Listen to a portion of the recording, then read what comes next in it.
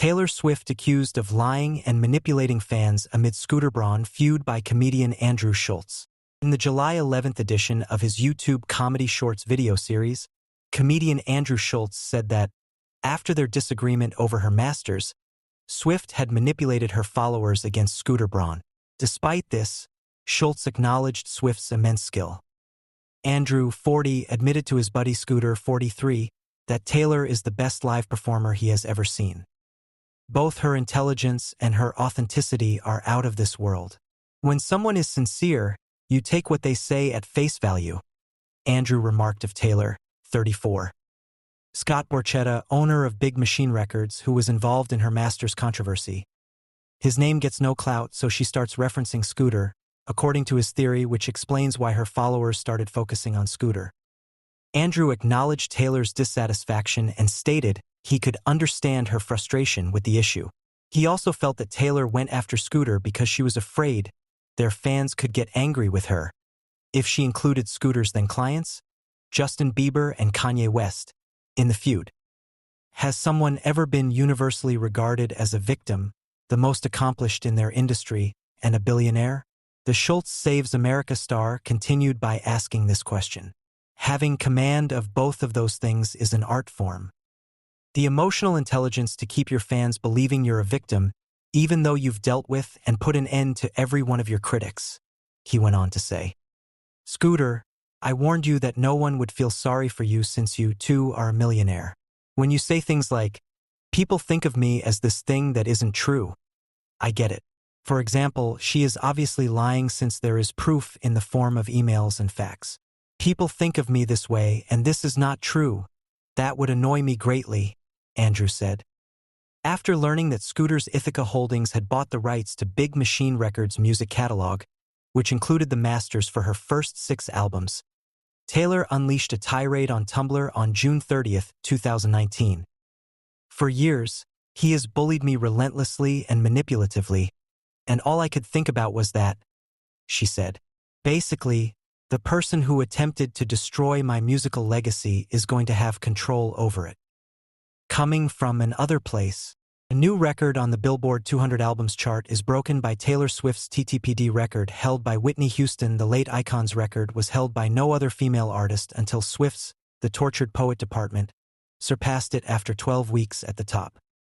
Taylor Swift's star power continues to shatter records.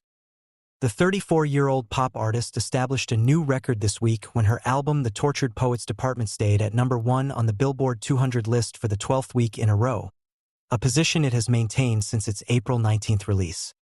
The singer's 11th studio album broke a record when it did so, according to Billboard. The previous record had been held by Whitney Houston's 1987 self-titled LP, which lasted 11 weeks at the top of the Billboard 200 from the day of its release.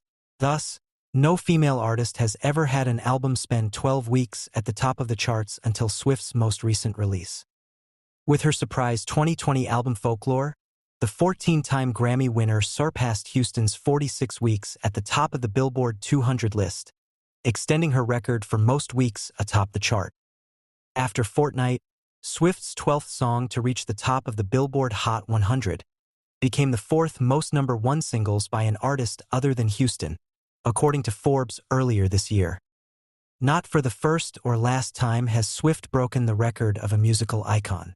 In December, she surpassed Elvis Presley, the king of rock and roll, in terms of the most of weeks a solo artist has spent at number 1 on the Billboard 200 since 1989. Taylor's version was released, according to Billboard. Compared to Elvis Presley, who enjoyed a record 67 weeks at number 1 over his 10 albums from 1956 to 2002, she had spent 68 weeks at the top of the chart.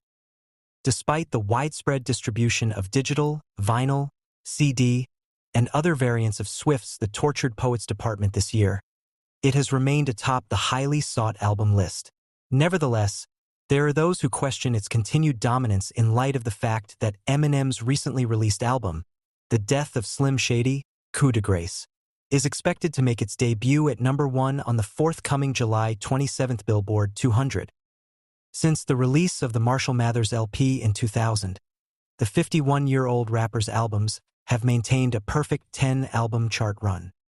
The second song from Taylor Swift's TTPD, I Can Do It With a Broken Heart, was released on July 16th.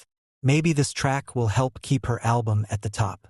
With the help of a featured collaborator, Post Malone has only released a song and music video for the singer's Fortnight thus far. When Swift performs her last concert in Gelsenkirchen, Germany on Friday, July 19th, she will continue her record-breaking week. On July 23rd and 24th, she will kick off her international tour in Hamburg, and on July 27th and 28th, she will make 2 stops in Munich. Her far-reaching tour will, as previously said, come to a close in December after a series of performances in North America.